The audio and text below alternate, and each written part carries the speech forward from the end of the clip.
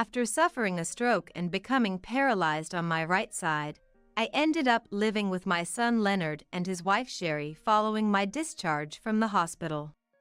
Hey! We're here! Get out! One day, I was invited for a drive and taken out in the car. However, the destination turned out to be a deserted parking lot with only an old temporary toilet. I don't need the bathroom, so I'll just wait here. But it seemed they didn't hear me, or didn't care, as they silently dragged me out of the car. The atmosphere between them was so odd at that moment, I was petrified with fear. Trembling all over, I couldn't even stand as they looked down at me with scornful smiles.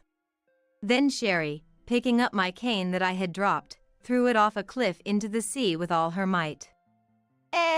Wait a minute. Really? The cane spiraled down, quickly sinking into the sea below. I had no idea what was happening, just staring blankly ahead at the cliff's edge. Happy birthday! It's almost your birthday, so here's a surprise gift. Leonard and Sherry burst into laughter. Then, make sure you're back by dinner time, they said before getting in the car and driving away. What on earth did I ever do to those two? Would it be easier to just throw myself off the cliff? I was overwhelmed with tears at my utterly miserable situation. My name is Anita.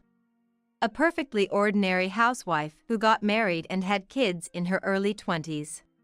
My children are Leonard and my daughter Elsa. Both grew up healthy and well. But Leonard was a bit too unrestrained. Because of that, both my husband and I struggled a lot raising him.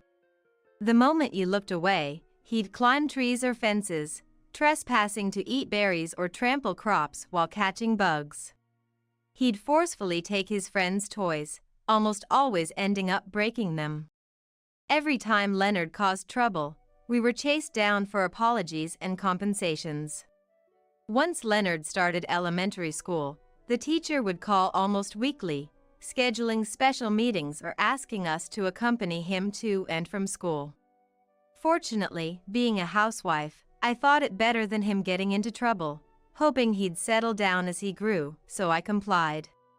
Thanks to that, he managed to get through elementary school without major issues, but the trouble continued when he played with friends in the evenings.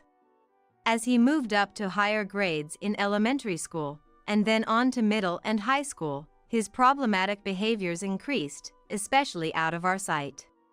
High school was particularly bad. Night outs, unauthorized overnights, conflicts with students from other schools, and even police incidents were not uncommon. When Leonard wasn't home, I couldn't sleep at night, worrying he might be getting into trouble somewhere. Despite all the problems, fortunately, Leonard never committed any crimes and somehow managed to graduate high school. After graduation, he didn't go to college but worked part-time jobs for a while. Both my husband and I were quite worried he might never settle into a steady job, but luckily, the manager at his part-time job took a liking to his work ethic and offered him a full-time position at a gas station. With this opportunity, Leonard turned over a new leaf, becoming more responsible and causing far fewer problems. Eventually, at 33, he moved out to live with Sherry, who was then still his girlfriend, achieving independence. My husband and I were deeply grateful to the manager and Sherry, feeling relieved that our long years of parenting struggles were finally over. On the other hand, Elsa, who is 6 years younger than Leonard, was the complete opposite. While my husband and I were busy dealing with Leonard, she would quietly spend her time drawing or reading picture books. When I was feeling overwhelmed by parenting, she would come to comfort me in her own way. Even when I felt like a failure and wanted to give up, Elsa's kindness motivated me to keep going for her sake.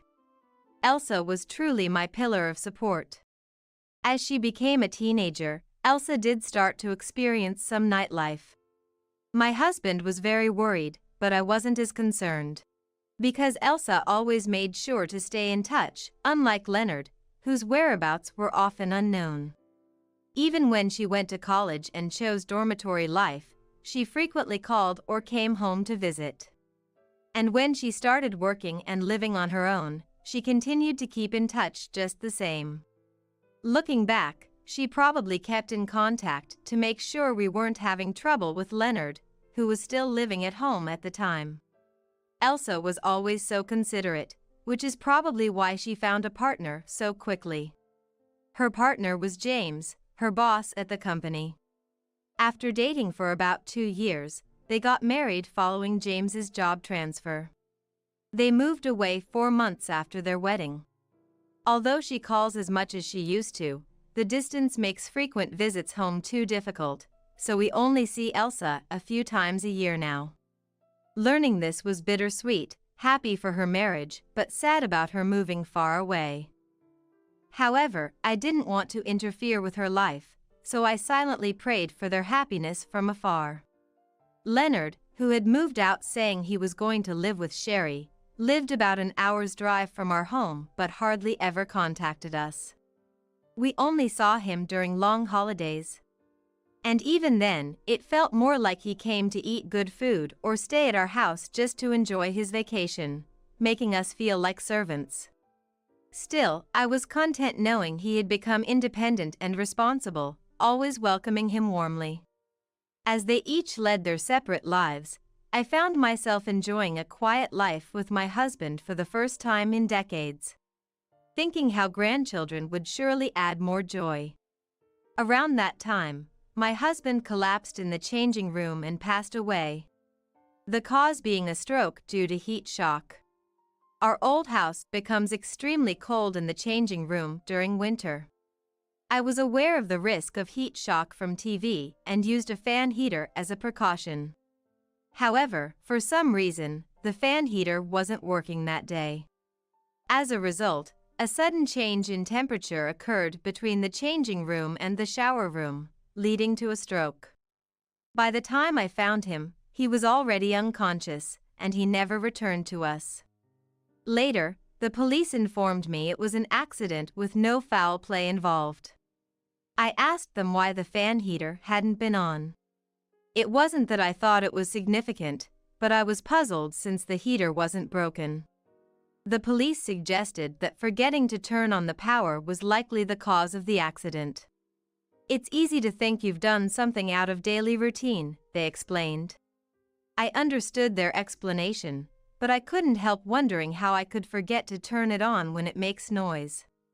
However, dwelling on such thoughts wouldn't change anything. To organize my thoughts, I decided to sort through my husband's belongings. I thought it would be straightforward, but as I started, I kept picturing my husband lying there, which made me burst into tears repeatedly. I also couldn't stop blaming myself for not noticing the heater issue, making no progress. I was probably in a state of depression at that time. Once again, Elsa was there to support me. Right after my husband passed away, Elsa took time off work to visit me multiple times. "Hey, Mom. You don't have to push yourself to sort his things right now. We have plenty of time. Oh, look at this photo. It brings back memories, doesn't it?" Elsa always stayed by my side, trying to distract me from my immersion in sorting through everything, always with a smile. Thanks to Elsa, I didn't lose myself and came to accept my husband's death as a tragic accident. Years have passed since then, and I still live alone in our memory-filled home. To be honest, living alone in such a big house feels incredibly lonely. But I'm too old to be whimsical, so I've resigned myself to stay quiet. Then, one day, I suffered a stroke and was hospitalized. The cause was heat shock again. Despite my previous doubts about forgetting to turn on the appliance, I never imagined I would actually forget it myself. Fortunately, because the season was different from my husband's time, my life was not in danger. However, being alone meant it took a long time before an ambulance was called. As a result, I ended up with a severe disability, paralysis on my right side. I was scheduled for a long hospital stay for brain surgery and rehabilitation. I asked Leonard, who lives near our family home, to bring me the things I needed for my hospital stay. Hospitalization? For how long? I mean, I'd like to help, but I've got work, you know? I'm not sure exactly, but I think it's going to be quite a long stay. Could you at least prepare and bring me a hospital set? Please, Leonard. Well, if I find some free time, I'll help. Take care, then. With that, Leonard unilaterally ended the call. I sighed deeply, still clutching the phone receiver. If I find some free time, is Leonard's go-to excuse for declining. Once he says that, it's almost certain he won't do anything. Still, I didn't give up and kept contacting him. I understood Leonard's situation, but since I couldn't leave the hospital, asking for his help was my only option. A week after reaching out, Leonard finally took action. Thank you, Leonard. This really means a lot to me. Hey, Mom. Is your illness really that bad? Eh? Well, yes. It seems there's no prospect of recovery. But don't worry. I'll make sure not to be a burden on you. Is that so? Seeing Leonard ponder solemnly was unusual and made me feel a bit uneasy. Considering he had shown annoyance even when my husband passed away, it seemed unlikely he'd be so concerned about me. Even after Leonard left, I pondered why he had looked so solemn. Then, noticing a patient in a wheelchair on a stroll, I suddenly realized. Could it be he's worried about having to take care of me? This conclusion felt strangely fitting, and I was convinced it was correct. From then on, I started thinking about how to live without being a burden on Leonard and Elsa. Depending on the outcome of the rehabilitation, it's almost certain I'll need care. It might be more reassuring to enter a facility. The issues are the cost and what to do with the house. For now, the first step is rehabilitation. If I work hard in rehab and manage to regain some movement in my right side, it should make life significantly easier. That would hopefully reduce the cost of care a bit.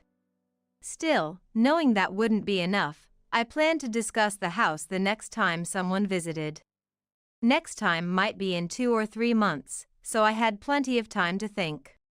The following day, Leonard and Sherry came to visit together. They had never come unless it suited their interests, so why the sudden change? Perhaps they were worried about potential caregiving needs and wanted to check on my condition. Having seen them the day before, I had nothing new to discuss, so I made do with casual conversation to get through the day.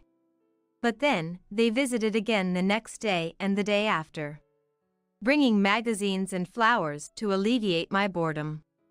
Initially skeptical, by the time a discharge plan was in sight, I genuinely felt their concern and was sincerely happy.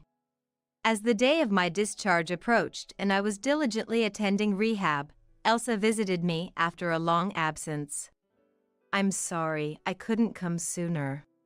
It's okay. You have your job and family. Don't worry too much about me. That's not something I can do. After all, your family too. Elsa's unwavering kindness healed my heart. Actually, I've been given an estimated discharge date. And I've been thinking about entering a facility with this opportunity. A facility? What for? I explained to Elsa about my after effects and my previous considerations about moving into a care facility. Elsa seemed to be aware of my after effects but was shocked at the thought of me considering a facility. Then, she fell silent. I'm sorry for being quiet. But living in that house with my condition seems a bit difficult. And it's safer in a facility, right?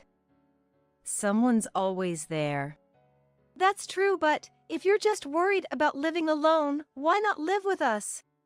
Really? But what would James think? He wouldn't oppose it. But let's discuss it as a couple first, then I'll come back to you with a proposal. If you're okay with it, I'd love to live together. Saying this, Elsa showed me the same lively smile she had as a child. To be honest, I'd love to live with them. But Elsa has her job and her own family. I worried that living together would burden Elsa and her husband, James. This concern made it difficult for me to accept their offer initially. That's why I thought, hey, Elsa, what are you saying without asking? Leonard, why are you angry? Leonard, standing at the entrance of the room, suddenly yelled and stormed in with heavy footsteps. Sherry looking displeased behind him. Of course, I'm angry. What are you saying without consulting us? We've been visiting Mom every day. Leonard said this, glaring at Elsa with furious eyes. But Elsa, unfazed by Leonard's temper, a trait not new to him, looked at him with disdain, asking, "So what?" Leonard, perhaps not liking Elsa's calm demeanor, grew even more irate. That's why the right to live together is ours. The ungrateful one who went far away should stay out of this. Leonard, stop it. Moving away was unavoidable, so don't talk like that. Mom, stay out of this. Listen, Elsa. We've been preparing to live with Mom for a long time. So, the cohabitation is up to us. Got it? The words about preparing for cohabitation surprised both Elsa and me deeply. Indeed, they had been visiting daily, but there had never been any talk of living together from Leonard and Sherry. Not even the date of my discharge had been inquired about. Sherry, is that true? Doubting Leonard's credibility, I instinctively asked his wife, Sherry. She smiled. Of course. We can't possibly leave Mom alone in her current state. And she responded. At that moment, living with Leonard and Sherry was almost forcefully decided. Although I was somewhat dissatisfied with not being able to choose my own way of life, at that time, I still believed in Leonard and Sherry's kindness and thought living together would be okay. However, I would come to regret this decision deeply. When I first visited Leonard's house after being discharged, I couldn't believe my eyes. The house, provided free of charge by a relative of Sherry's, was as old as ours. It had numerous steps throughout, with narrow hallways and entrances that were difficult to navigate. Moreover, the floors and hallways were cluttered with items, posing a constant tripping hazard. There were no handrails, and the toilet was cramped. Only the shower room was accessible, with no steps at the entrance. The changing area had been remodeled to stay warm even in the winter. Having many fearful memories associated with shower rooms, I felt relieved at first glance. But in practice, using a shower room without handrails was challenging with my right side paralysis. There were no accommodations like handrails or chairs in the changing area. They claimed to have prepared for cohabitation, but what exactly had they prepared? Despite my growing concerns, I tolerated the situation, thinking we were all adjusting to something new. But my patience only led to an ever-increasing burden. Once, I folded laundry to help Leonard and Sherry, who both worked. Seeing this, they somehow decided I should also help with other chores. Clean the shower room. It'll be good rehabilitation. From tomorrow, please take out the trash. And clean up because friends are coming over. It's good rehabilitation. Everything was pushed onto me under the guise of rehabilitation by the two, and I continued to endure silently. However, there's only so much someone with right-side paralysis can do. I finally spoke up, asking them to reduce the household chores. But Leonard only yelled, It's rehabilitation, so stop complaining and just do it. He simply refused to listen. Far from understanding, I was even assigned the most challenging task of cooking, constantly criticized for the meals not being tasty or quick enough. I never imagined that the two who were so kind to me during my hospital stay would change so drastically once we started living together. Initially, I thought we were just irritable due to adjusting to the new living situation, but as I was yelled at and berated daily, I began to believe it was my own actions and words that were irritating them. I felt increasingly cornered, and soon even the slightest noise scared me, leaving me in a constant state of unrest. How many more years would I have to endure these painful days? Thinking about the future made me wish I hadn't survived my hospitalization for the stroke. My spirit was completely broken. One day, more than half a year after moving in with Leonard and Sherry, we went to a nearby supermarket in the car. On the way back, Hey! As a thank you for always doing the chores, how about we go for a little drive? Leonard suddenly suggested. While Sherry nodded happily in the passenger seat, I felt incredibly disappointed. I knew a mountain of chores awaited me at home, and if we didn't return soon, I'd be yelled at and scolded again. But I no longer had the right to express my opinion. So I just quietly looked out the window. The car continued deeper into a deserted, dimly lit mountain road. Where were we heading? Just as I wondered this, the scenery suddenly brightened. We arrived at a desolate parking lot with only an old temporary toilet, located just behind a sheer cliff. It was like the last scene of a suspense drama. Were we stopping for a bathroom break? But the old temporary toilet was too cramped for me.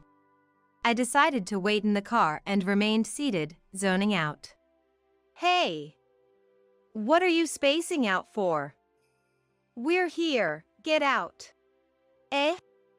If it's for the toilet, I'll just wait here. Despite my response, they didn't seem to hear me and silently dragged me out of the car. Their eyes looked at me as if they were staring at trash, cold and detached. Frozen with fear, I was unable to speak. I was forcibly taken to the railing at the edge of the cliff. Could they be planning to push me off? A chill similar to terror made my legs freeze, and I couldn't even stand as my body trembled. While looking down at me, they smirked maliciously. Then Sherry, picking up my cane that I had dropped, threw it off the cliff into the sea with great force. Wait a minute. Really? As it spiraled, my cane quickly sank into the sea below. I had no idea what was happening and just stared blankly at the edge of the cliff. Happy birthday! It's almost your birthday, so here's a surprise gift. Awesome! It flew so far. Just like a former track and field athlete. That's irrelevant. Well, we're going to head back first. Oh. Make sure you're back in time for dinner. If you need your cane, go get it. We won't help, though. Bye. With that, they drove off, laughing loudly. A birthday? A surprise? This was nothing more than malicious bullying. At that moment, my heart completely shattered. What on earth had I done to those two? Would it be easier just to throw myself off the cliff? I couldn't stop my tears, overwhelmed by my miserable situation. As I reached into my pouch to wipe away the tears, I saw the amulet Elsa had given me. That's right. I'll ask Elsa for help. I had always tried not to worry her, but at this moment, I felt I had to do something. If I could just contact Elsa, everything might be okay. With that thought, I tried to move to a place where there were people, putting strength into my legs. But without my cane, I couldn't stand or walk. I looked around for something to use as a cane, but there was nothing. I was at a loss again. When a car entered the parking lot. Desperately, I called out, Please help me! Mom! At almost the same time as my plea, I heard Elsa calling me. She jumped out of the car and rushed to embrace me. Elsa? Is it really you? It's me. I'm so glad you're safe. It felt surreal, as if I were seeing an illusion. The person I had wanted to see appearing out of nowhere seemed nothing short of a miracle. I touched Elsa's head, cheeks, shoulders, and hands repeatedly, affirming her presence. Ah, it's really you. It's really Elsa. Elsa nodded repeatedly and hugged me tightly. Then she and James helped me into their car. We were going to see you, and your location showed up on the GPS. It hadn't moved for a while, so we got worried and made a detour. What happened? Well, I was left behind at the cliff. I explained to Elsa and James how I ended up abandoned at the cliff. I also shared everything about living with Leonard and Sherry and how it made me feel. I regret not moving into a facility. I really do. Remembering it all brought tears to my eyes again. Elsa hugged me once more. Mom, it's not your fault. I regret leaving you with Leonard. I won't forgive him this time. It was the first time I saw Elsa, always so gentle, so angry. Elsa and her husband and I decided to confront Leonard and Sherry at their house. During the car ride, I asked Elsa some burning questions. Elsa, how did you know I was at that place? And you weren't planning to visit today, were you? Actually, it was supposed to be a surprise for your upcoming birthday. I wanted to check on you since you seemed a bit down lately. Elsa explained how the rescue came to be. In our family, it was a tradition to throw a surprise party on the closest holiday to someone's birthday. Though calling it a surprise at this point was a bit of a stretch, as the celebration and its details were kept secret. The birthday person would spend the whole day excited, wondering what was going to happen. This tradition had faded away after Leonard and Elsa moved out, and I had completely forgotten about it. Also, the reason I knew where you were is thanks to the amulet I gave you. It has a GPS feature, remember? Did it? You did say to always carry it with me, but... It seems I hadn't fully grasped Elsa's explanation about the modern features. However, keeping the promise to always have it with me likely saved my life. I felt gratitude towards Elsa, who always cared for me from afar. As we arrived at Leonard and Sherry's house, I could faintly hear their foolish laughter from inside. Elsa, angrier than before, approached the entrance and silently used the key I had given her to enter the house. Whoa! Elsa! Why? You despicable man! You're no child of mine. Have some shame! Elsa's fierce demeanor made everyone present back away in fear. Hey, what do you think you're doing barging in like this? Anita isn't here right now. Anita? It can't be. Leonard and Sherry turned pale as ghosts upon noticing me standing behind Elsa. Seeing them again brought back the fear I felt before, and I couldn't stand any longer. But James quickly led me to the living room and seated me in a chair. Elsa rushed over, concerned, asking if I was okay. It was astonishing how different siblings could be. Leonard, what is this about? How could you cohabitate with our mother in such a terrible house? And leaving her behind earlier, what were you thinking? Stop yelling. As long as we get the money, it doesn't matter what happens to Mom. I thought making her work would speed up the inheritance, but she's useless.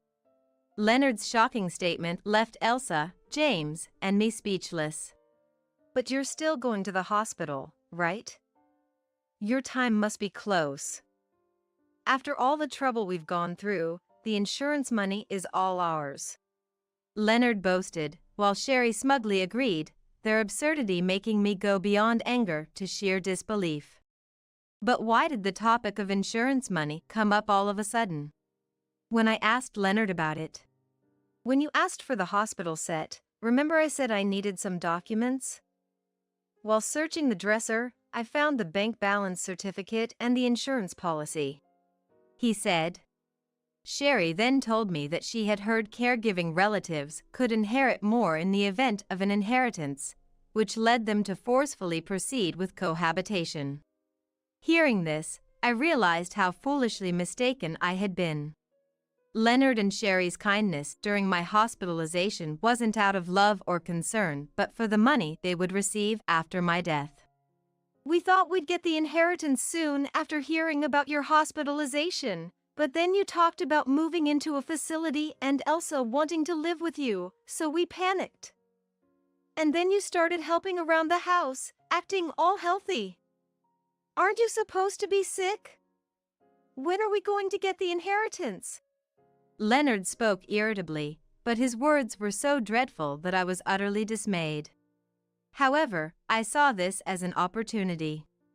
I explained to Leonard that my hospitalization for the stroke was not life-threatening from the start, and my visits to the hospital were for monitoring, prevention of recurrence, and rehabilitation advice. So, unfortunately, I'm still quite healthy. And since the inheritance came up, let's make it clear now. I will give all the insurance money and the inheritance to Elsa and her husband. What? Wait a minute. The inheritance is mine, isn't it? Leonard's nonsensical response was infuriating.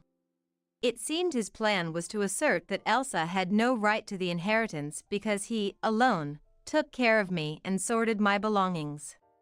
However, I'm not dying, and such a ludicrous plan could never materialize. Leonard's mind seemed only capable of conceiving ways to obtain money easily. There's a risk they might concoct another bizarre scheme to target my or my husband's inheritance. I made the most significant decision of my life. I understand your thoughts clearly. I am severing my parental ties with Leonard. Declaring this firmly, Leonard and Sherry turned pale again. Cutting ties? Mom, you're joking, right? How are we supposed to repay our debts then? Exactly. Because you said a big sum was coming, I went and bought 3 designer bags, and even a new car. It's too late to say such things now, we're in trouble. Astonishingly, Leonard and Sherry had counted on my insurance and inheritance to buy luxury brand bags and a high-class new car without having the funds. Furthermore, it was revealed they pretended to go to work during the day but were actually gambling. We gambled a lot thinking we could cover the losses with the inheritance. Mom, if we're not getting the inheritance, lend us some money. Just $10,000 to start with. Even after everything that happened, Leonard still had the audacity to ask for such absurd things, which I firmly rejected. I decided to take only what was necessary and return to our beloved family home. Once back, I arranged for a home care service. It was expensive, but they provided support with showering and household chores, and their regular visits gave me peace of mind. However, even after declaring our separation, Leonard and Sherry persistently visited, begging for money, disturbing any chance of a peaceful life. They chose times when the care service wasn't scheduled, shouting and banging on the door, their actions bordering on harassment. The situation was so dire that I reported them to the police multiple times. Yet, they didn't stop.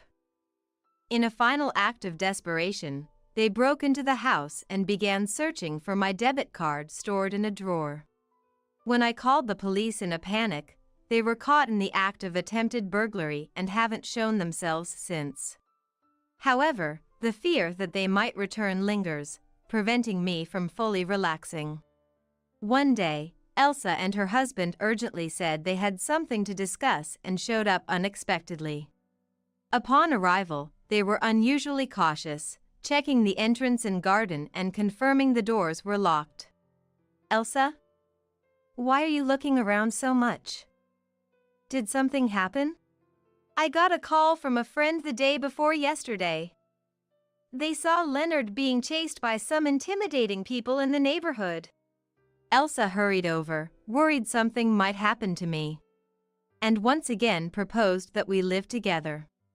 James agrees, and we can't stand the thought of leaving you alone any longer. Please, come live with us. Mom. Elsa. I'm grateful to be with you and James, despite my condition. With that, I agreed to their proposal.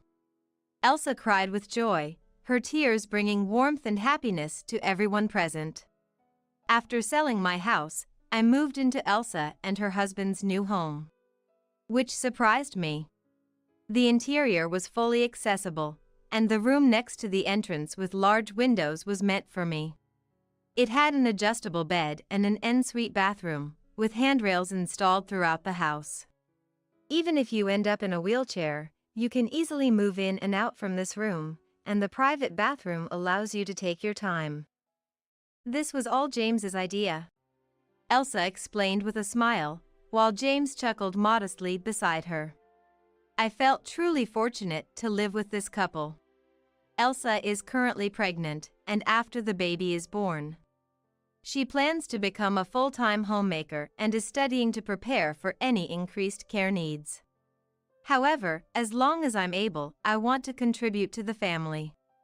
That's why I'm eagerly helping with Elsa's household chores. After my husband passed away, life was a series of hardships, but I've finally found a place of solace. I continue to dedicate myself to what we call rehabilitation through household chores, hoping to prolong this happiness. And for the sake of my soon-to-be-born grandchild, I'm determined to maintain my current condition for as long as possible and keep striving.